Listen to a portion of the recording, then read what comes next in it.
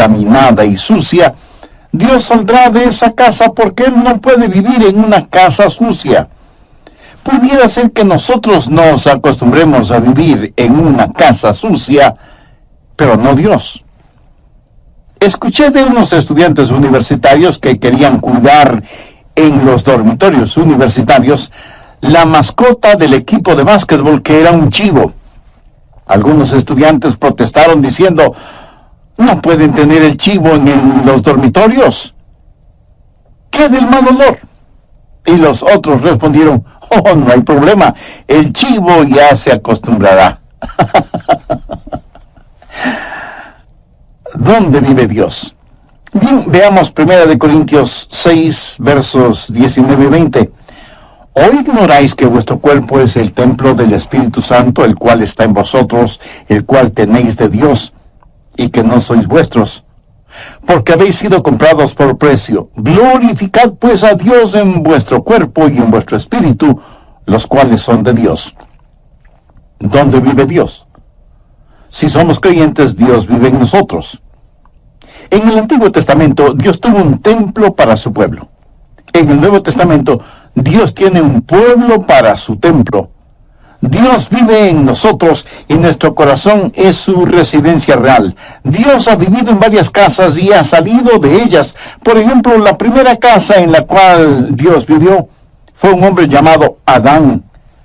La Biblia dice en Génesis 2:7, entonces Jehová, Dios, formó al hombre del polvo de la tierra y sopló en su nariz aliento de vida, y fue el hombre un ser viviente. ¿Quién es el hombre? El hombre es cuerpo, alma y espíritu. Dios hizo el cuerpo del hombre del polvo de la tierra. Dios sopló en la nariz del hombre el aliento de vida, y eso es el Espíritu de Dios. Y el hombre vino a ser un alma viviente. Por favor, anote el margen 1 Tesalonicenses 5:23. Y el mismo Dios de paz os santifique por completo, y todo vuestro ser, espíritu, alma y cuerpo, sea guardado irreprensible para la venida de nuestro Señor Jesucristo. Fiel es el que os llama, el cual también lo hará. Usted y yo tenemos un cuerpo. Esto es piel, pelo, huesos, músculos, venas, nervios, hígado, pulmones, etc. Eso es nuestro cuerpo. Y con este cuerpo tenemos vida física y estamos en contacto con el mundo físico. Pero la Biblia también dice que tenemos un alma. Ahora, ¿qué es el alma? La palabra griega para alma es psique, que es la palabra raíz de donde tenemos palabras como psicología, psiquiatría, etc. El alma es la parte emocional de cada uno de nosotros, la porción cognitiva que vive en nuestro cuerpo. La mente, las emociones, la voluntad, todas esas cosas que hacen de nosotros lo que somos y definen nuestra personalidad, inteligencia, sentido del humor, proclividades, idiosincrasias. Esa es nuestra alma. Con nuestro cuerpo tenemos vida física y contacto con el mundo físico. Con nuestra alma tenemos vida psicológica y conocemos el mundo dentro y alrededor de nosotros. ¿Y qué acerca del espíritu? Yo solía pensar que alma y espíritu eran lo mismo, pero eso no es lo que las Escrituras enseñan. Pablo menciona cuerpo, alma y espíritu. Dios mismo establece una diferencia entre alma y espíritu. Busque Hebreos 4:12. Porque la palabra de Dios es viva y eficaz y más cortante que toda espada de dos filos, y penetra hasta partir el alma y el espíritu. ¿Qué es el espíritu? Es la parte de nuestra naturaleza que nos capacita para conocer a Dios, porque Dios es espíritu, y los que le adoran en espíritu y en verdad es necesario que le adoren. En espíritu y en verdad. Y cuando somos salvos, el Espíritu de Dios testifica a nuestro propio espíritu de que somos hijos de Dios. Ahora, las plantas tienen cuerpo, pero no tienen un alma. Los animales, y esto seguramente le va a sorprender, tienen alma. En ese sentido, la palabra alma significa sencillamente vida consciente. En el Génesis se habla de criaturas vivas que tienen nefesh, o sea, alma. Por si no lo sabía, su perro tiene mente, emoción y voluntad. Pero lo que le hace al hombre más que un animal inteligente es que tiene un espíritu. Los perros nunca oran, aunque muchos seres humanos tampoco lo hacen. Y los animales no piensan en la eternidad. Las plantas tienen vida inanimada, los animales tienen vida animada, pero solo los humanos tienen vida espiritual. Dios puso en nosotros un espíritu, sopló en nuestra nariz aliento de vida y vinimos a ser seres vivientes, porque el Espíritu de Dios está en nosotros. Es el Espíritu el órgano de nuestro conocimiento espiritual, y Dios creó al hombre para vivir en él, y Adán fue una casa de 3/4, por así decirlo. Siendo que Dios es un Dios trino, tiene preferencia por el número 3, Padre, Hijo y Espíritu Santo. Y todo lo que Dios creó refleja esa verdad. ¿Qué es el espacio? Altura, anchura y profundidad. La altura no es la anchura y la anchura no es la profundidad. Cada una es diferente, pero son lo mismo. Son distintivas, pero inseparables, como el Padre, el Hijo y el Espíritu Santo. Pero no solo el espacio, sino también el tiempo. ¿Qué es el tiempo? Pasado, presente y futuro. El pasado no es el presente no es el futuro y el futuro no es el pasado. Cada uno es distintivo, pero son inseparables. Y cuando Dios creó al hombre, lo hizo cuerpo, alma y espíritu. Y todo vuestro ser, espíritu, alma y cuerpo, sea guardado irreprensible para la venida de nuestro Señor Jesucristo. Fiel es el que os llama, el cual también lo hará. Cuando Adán salió de la línea de ensamblaje celestial, iba a ser una residencia real. Dios iba a vivir en el espíritu de Adán. Y cuando la Biblia dice que Dios caminaba con Adán, ¿cree usted que Dios físicamente tomaba a Adán por el brazo para pasear por el jardín del Edén? Puede ser que sí, puede ser que no. Dios tiene poder para hacer lo que quiera hacer.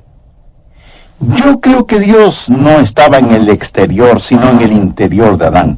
Adán fue la casa primaria de Dios. Ahora quiero que anote las siguientes palabras, porque este estudio bíblico se desarrolla alrededor de esas palabras: diseño, deshonra, desolación y destrucción. En primer lugar, Dios creó a Adán, y Adán fue una casa de 3/4. El cuarto más interior, el espíritu, es donde Dios moraba con Adán. Dios diseñó esta casa de 3/4 como su casa primaria. Pero no solo fue una casa diseñada, sino que en segundo lugar se volvió una casa deshonrada cuando Adán pecó contra Dios. En Génesis 3:6 leemos: y vio la mujer que el árbol era bueno para comer y que era agradable a los ojos, y árbol codiciable para alcanzar la sabiduría. Y tomó de su fruto y comió, y dio también a su marido, el cual comió así como ella. Eso sencillamente quiere decir que pecaron, transgredieron la ley de Dios, porque cualquier pecado es transgresión de la ley divina. Desobedecieron a Dios. Y esta hermosa casa que Dios hizo fue contaminada, deshonrada, ensuciada y quedó desolada porque Dios salió de esa casa.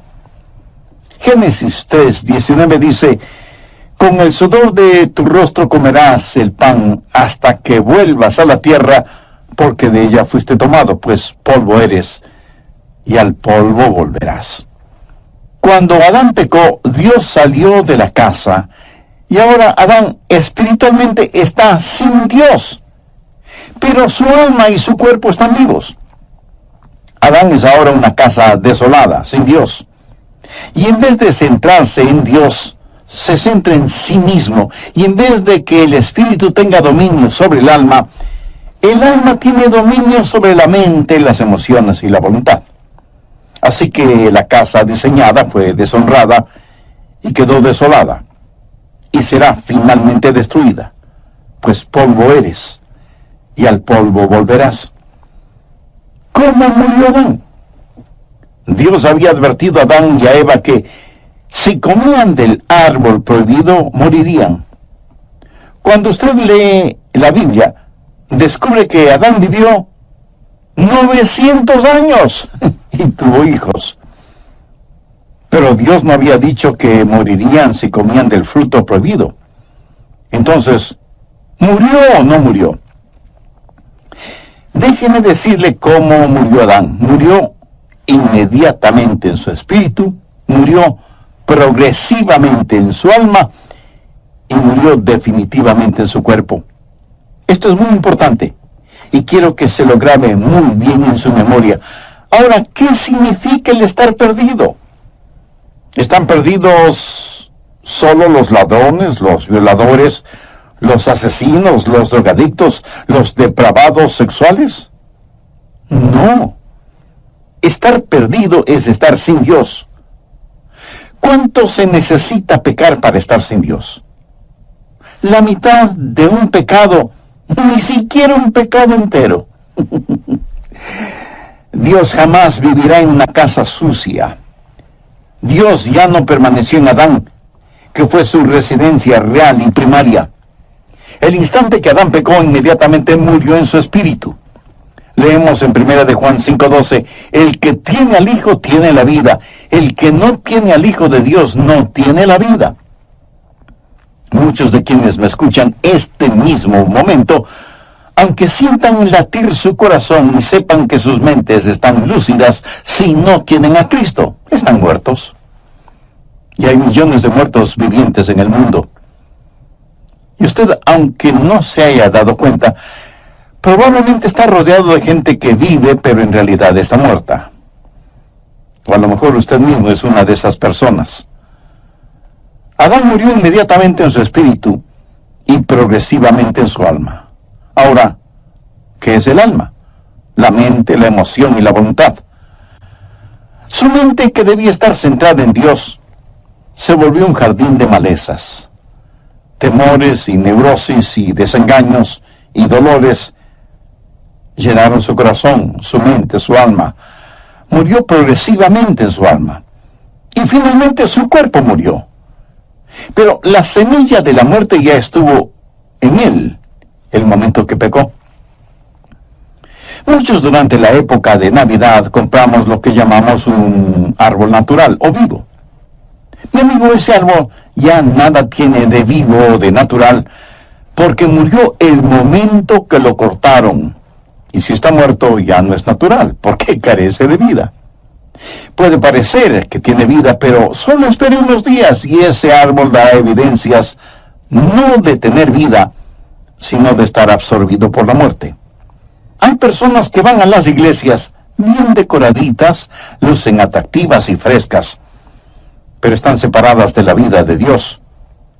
Solo hay que darles tiempo y su separación de Dios, su muerte espiritual, se hará evidente. Sin Dios morimos inmediatamente en nuestro espíritu. Morimos progresivamente en nuestra alma y final y definitivamente morimos en nuestro cuerpo. Nuestro cuerpo lenta pero inexorablemente está descendiendo hacia la tumba. Una casa diseñada, deshonrada y desolada. Dios salió de esa casa destruida y que fue la casa primaria de Dios y se llamó Adán. La segunda casa en la cual Dios habitó fue un templo. En el Antiguo Testamento Dios construyó un templo para su pueblo. Un tabernáculo, que fue una enorme carpa. Más tarde se edificaría una estructura sólida, pero la idea y principio es el mismo. Ya se hable del tabernáculo o del templo. Y por poco que usted sepa del tabernáculo o del templo, sabe que había 3 divisiones básicas o 3 cuartos. El patio exterior, el lugar para los sacrificios, el patio interior o lugar santo, donde la gente se reunía para tener comunión, y el lugar santísimo en donde estaba la Shekinah, la gloria de Dios. ¿Qué era el templo? No fue nada más que un modelo gigantesco, fue una lección objetiva de lo que es el cuerpo humano. En el patio exterior estaba el altar de bronce. debemos presentar nuestros cuerpos como sacrificios vivos. El patio interior era el lugar en donde la gente adoraba y tenían comunión unos con otros, como cuando estamos en una iglesia, y representa el alma. Comunión a nivel del alma. Pero el lugar santísimo, el lugar más íntimo, representa el espíritu humano. Esta casa es diseño de Dios. Dios usó el templo para enseñar lecciones colosales que no debemos ignorarlas. En primer lugar, una casa es diseñada, un templo de 3 habitaciones, y Dios dijo, hacedlo de acuerdo al diseño que te he dado, porque es una lección. Una casa diseñada, una casa deshonrada. En Mateo 21:12, note lo que Jesús dijo acerca del templo. Y les dijo, escrito está, mi casa, casa de oración será llamada, mas vosotros la habéis hecho cueva de ladrones. Una casa diseñada, una casa deshonrada y una casa desolada. Dios no vivirá en una casa sucia. Mateo 23:38 dice, he aquí, vuestra casa os es dejada desierta. Ahora, por favor, note lo siguiente. Ya no la llama la casa de mi padre o mi casa. Ahora es vuestra casa. Lo extraño es que después de que ellos habían convertido el templo en una cueva de ladrones, continuaban adorando en el templo. Pero Dios estaba a años luz de distancia de ese lugar. Ya no es la casa de Dios, es su casa. Una casa diseñada, una casa deshonrada, una cueva de ladrones, una casa desolada, una casa destruida. Busque Mateo 24, versos 1 y 2. Cuando Jesús salió del templo y se iba, se acercaron sus discípulos para mostrarle los edificios del templo. Respondiendo él les dijo, ¿veis todo esto? De cierto os digo que no quedará aquí piedra sobre piedra que no sea derribada. En la actualidad usted puede visitar el sitio en donde estuvo el templo una vez y no encontrará una piedra sobre otra. Hay otros templos que han sido preservados, pero no este. La profecía de Jesús se cumplió. Está viendo lo que sucede. Una casa primaria, una casa designada y diseñada, y Dios sigue adelante. ¿Alguna vez ha considerado a su cuerpo como la casa de Dios? Si usted es un creyente, sabe que su cuerpo es el templo del Espíritu Santo, y así lo enseña enfáticamente la palabra de Dios. Ahora, si usted no tiene una relación personal con Dios por medio de Jesucristo, no se preocupará demasiado en tener la casa de Dios limpia y en orden. ¿Que cómo puede tener una relación? ¿Cuál fue esa casa perfecta? El mismo Señor Jesucristo. En Juan capítulo 2, versos del 19 al 21, note lo que Jesús dijo acerca del mismo. Respondió Jesús y les dijo, destruid este templo, y en 3 días lo levantaré. Dijeron luego los judíos, en 46 años fue edificado este templo, y tú en 3 días lo levantarás. Mas él hablaba del templo de su cuerpo. Jesús supo que su cuerpo era el templo de Dios, y era un templo perfecto. Primero, una casa designada. Jesús dijo, has preparado un cuerpo para mí, una casa diseñada. Él fue el segundo Adán, cuerpo, alma y espíritu. Fue totalmente perfecto. Una casa designada. Él pudo señalar a quien quiere y decir, ¿quién de ustedes me acusa de pecado? Por eso nació de una virgen para ser perfecto. Él no es el hijo de Adán. En Adán todos mueren. Él vino como lo hizo, nació de una virgen para ser lo que fue, sin pecado. Él fue lo que fue, sin pecado, para hacer lo que hizo, morir por nuestros pecados. Solo un sacrificio perfecto sería aceptable delante de Dios, y sin embargo, esa casa designada fue una casa deshonrada.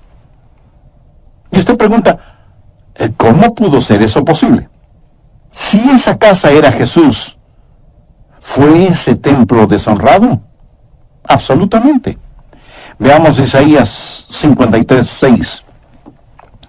Todos nosotros nos descarriamos como ovejas, cada cual se apartó por su camino, mas Jehová cargó en él, esto es, en Jesús, el pecado de todos nosotros.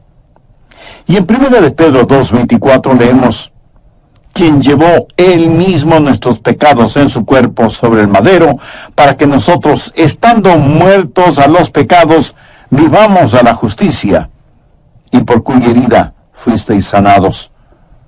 La Biblia también dice que al que no conoció pecado, o sea, Jesús, por nosotros lo hizo pecado. Dios tomó mi pecado, su pecado, nuestro pecado, toda la podredumbre, suciedad y maldad de este mundo, y lo puso sobre el Señor Jesucristo. Él nunca pecó, pero todos nuestros pecados fueron puestos sobre Él.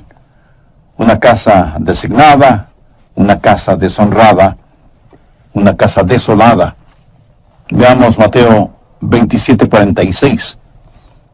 Jesús está clavado en ese invento infernal llamado cruz, y agonizante y sangrante, y dice: Elí, Elí, lama sabactani. Esto es: Dios mío, ¿por qué me has desamparado? Bueno, le diré por qué lo hizo. Dios no puede vivir en una casa sucia. Cuando Jesús estuvo dispuesto a ser nuestro sustituto y cargar con nuestros pecados, todos nuestros pecados, entonces esa casa perfecta fue deshonrada. Y Dios el Padre le dio la espalda a su Hijo, porque Dios, que es de ojos puros, no puede contemplar la iniquidad. Y ahí está Jesús, clavado en la cruz, llevando los pecados de todo el mundo. Por eso su desgarradora pregunta: Dios mío, ¿por qué me has desamparado? Y si Jesús murió en su lugar, usted debe amarle por lo que Él hizo por usted. Antes de morir, David dijo: aunque ande en valle de sombras de muerte, no temeré mal alguno, porque tú estarás conmigo. Y Jesús cruzó ese valle completamente solo. Ni siquiera pudo pedir que su Padre le acompañara. Una casa designada, una casa deshonrada, una casa desolada, una casa destruida. Juan 2:19 dice: respondió Jesús y les dijo: destruid este templo y en 3 días lo levantaré. Jesús sabía que iba a ser destruido. ¿Y quién iba a destruirlo? Dios el Padre. Y alguien me dirá de inmediato: un momento, pastor, pensé que nosotros crucificamos a Jesús. Bueno, sí, en el sentido que Él murió por nuestros pecados. Pero en Isaías 53:10 leemos: con todo esto, Jehová quiso quebrantarlo, sujetándole a padecimiento. Cuando Jesús tomó mi pecado y fue mi sustituto en la cruz, Dios tenía que tratarle a Él como me hubiera tratado a mí.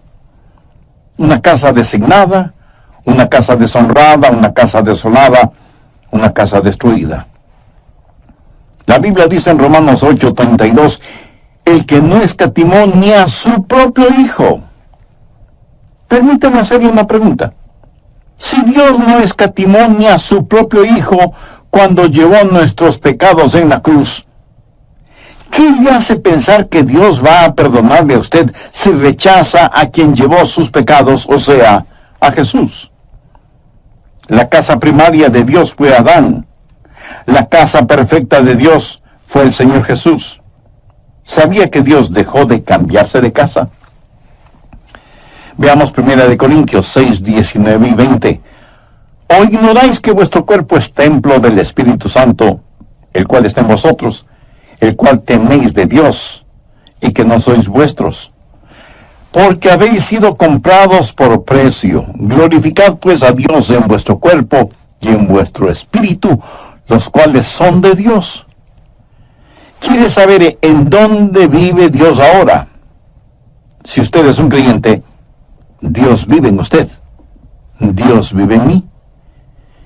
Y ya no se cambiará de casa. Y tal vez usted me pregunte: pastor, ¿está seguro de eso? total, absoluta y completamente seguro. Anota el margen, 2 Corintios 6:16. ¿Y qué acuerdo hay entre el templo de Dios y los ídolos? Porque vosotros sois el templo del Dios viviente, como Dios dijo, habitaré y andaré entre ellos y seré su Dios, y ellos serán mi pueblo. Ahora retrocedamos hasta el Evangelio de Juan, capítulo 14 y verso 16. Y yo rogaré al Padre y os dará otro consolador, para que esté con vosotros para siempre. Notó la última parte de esa promesa, para que esté con vosotros. ¿Por cuánto tiempo? Para siempre. Y en Efesios 3:17 leemos, para que habite Cristo por la fe en vuestros corazones. Dios ya no se cambia de casa. Muchas veces cuando vamos a la iglesia, por lo general decimos, vamos a la casa de Dios. Pero eso no es exactamente así, porque la verdad es que estamos llevando la casa de Dios, esto es, nosotros mismos, al templo. Bien, antes de finalizar, saquemos algunas conclusiones o lecciones de todo esto.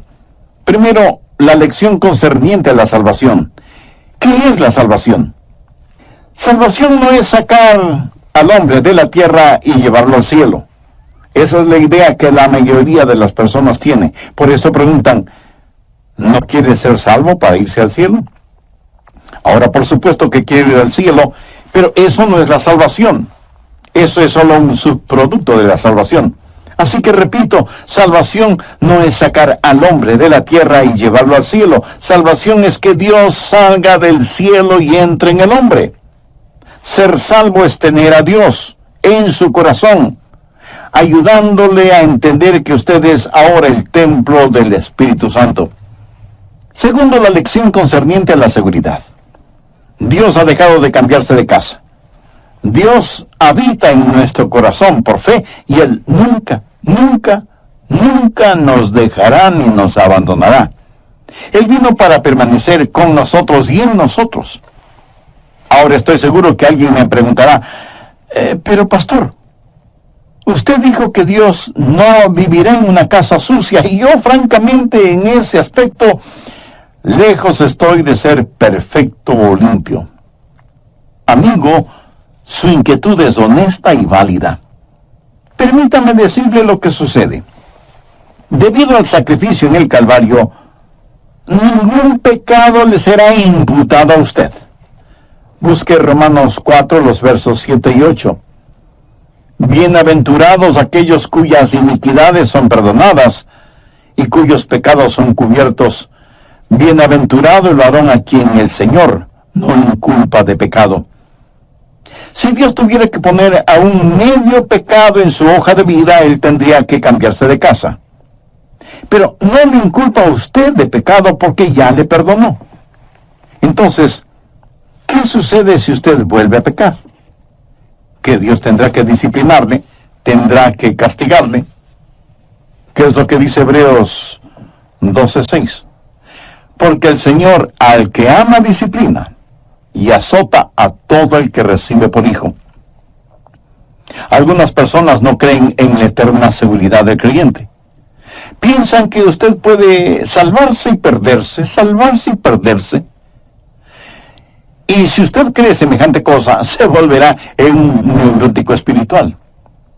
Algunos dicen, oh,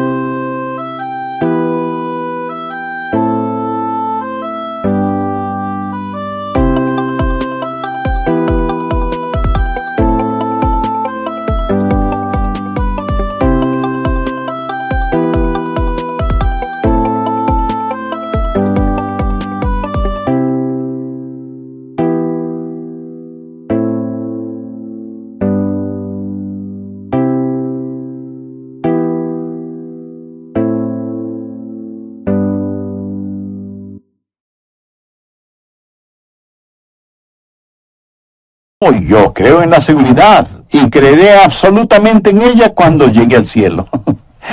Otros piensan, cuando súbitamente dé el gran salto hacia el cielo, cerraré las puertas celestiales detrás de mí y diré, vaya, ahora estoy a salvo. Bien, pero espere un minuto. ¿Qué le hace pensar que estará seguro allá arriba si es que no está seguro aquí abajo? Recuerde que ángeles cayeron del cielo. Escúcheme muy atentamente. Seguridad no es un lugar. Seguridad es una persona. Y su nombre es Jesucristo. Tercero, la lección concerniente a la santificación. Ya he dicho que Adán murió inmediatamente en su espíritu, murió progresivamente en su alma y murió definitivamente en su cuerpo. Ahora, cuando usted se salva, Dios pone todo esto al revés, porque cuando se salva usted es justificado inmediatamente en su espíritu. La Biblia habla del espíritu del hombre justo, hecho perfecto. Usted es justificado inmediatamente. El momento en que usted le dice sí a Jesucristo, ese mismo instante es justificado en su espíritu y cada pecado, cada mancha, cada arruga es enterrado en la tumba del olvido de Dios. Y no solo que es justificado inmediatamente en su espíritu, sino que es santificado progresivamente en su alma. Adán murió progresivamente en su alma, pero usted es santificado progresivamente en su alma. Dios trabaja en usted diariamente para que sea más y más a la semejanza del Señor Jesucristo, porque nosotros no estamos totalmente santificados todavía. Filipenses 1:6 dice, al que comenzó en vosotros la buena obra, la perfeccionará hasta el día de Jesucristo. Justificados inmediatamente en el Espíritu, santificados progresivamente en el alma y por último, un día seremos glorificados. La Biblia enseña que uno de estos días Él va a cambiar mi cuerpo vil a la semejanza de su cuerpo glorioso. Por eso el salmista dijo, estaré satisfecho cuando despierte a tu semejanza. ¿Cómo voy a hacer? No lo sé. Pero sí sé una cosa. Seré a la semejanza de Jesucristo. Y eso es más que suficiente para mí. Y espero que sea más que suficiente también para usted. Un niño o niña de 3 años puede hacer preguntas acerca del cielo que nadie puede responder. Porque hay cosas que sabemos y cosas que no sabemos. Cosas sobre las cuales podemos ser muy dogmáticos. Y cosas sobre las cuales no debemos ser dogmáticos. Primera de Juan 3:2 dice, amados, ahora somos hijos de Dios, y aún no se ha manifestado lo que hemos de ser. Pero sabemos que cuando Él se manifieste, seremos semejantes a Él, porque le veremos tal como Él es. Seremos hechos a la semejanza del Señor Jesucristo. Adán murió inmediatamente en su espíritu, progresivamente en su alma y definitivamente en su cuerpo. Yo soy, ¿no ignoráis que vuestro cuerpo es templo del Espíritu Santo, el cual está en vosotros, el cual tenéis de Dios, y que no sois vuestros? Porque habéis sido comprados por precio. Glorificad pues a Dios en vuestro cuerpo y en vuestro espíritu, los cuales son de Dios. Su cuerpo es el templo del Espíritu Santo de Dios. ¿Cuántos de ustedes usan un lenguaje sobre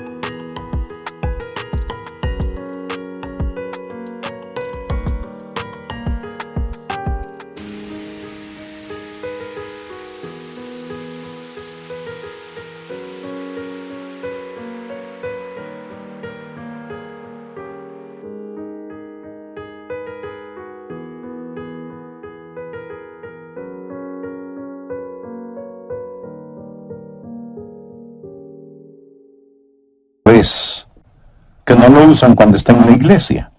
Recuerde que cada día es un día santo y cada lugar es un lugar sagrado. Usted no haría nada para deshonrar o ensuciar la iglesia a la que asiste, ¿verdad? Entonces, ¿por qué deshonrar o ensuciar su cuerpo, que es el templo del Espíritu Santo de Dios? Si usted es un creyente, Dios vive en usted. Él ha hecho morada en su corazón y su vida, y ya nunca jamás se cambiará de casa. Si usted aún no es salvo, pero quiere serlo, le prometo con la autoridad de la palabra de Dios que Jesús le salvará, como salvó a aquella mujer cuya carta leí. Y si usted está pensando, pero yo no soy pecador como ella, ¿sabe lo que Jesús les dijo a los fariseos que se creían tan justos y piadosos? De cierto os digo que los publicanos y las rameras van delante de vosotros al reino de Dios. No hay ninguna persona tan mala que no pueda ser salvada, y no hay ninguna persona tan buena que no necesite salvación. Y si usted quiere ser salvo ahora mismo, le invito a orar conmigo esta oración. Querido Dios, soy un pecador y estoy perdido. Necesito ser salvo y quiero ser salvo. Señor Jesús, tú moriste en la cruz del Calvario para salvarme y prometiste que me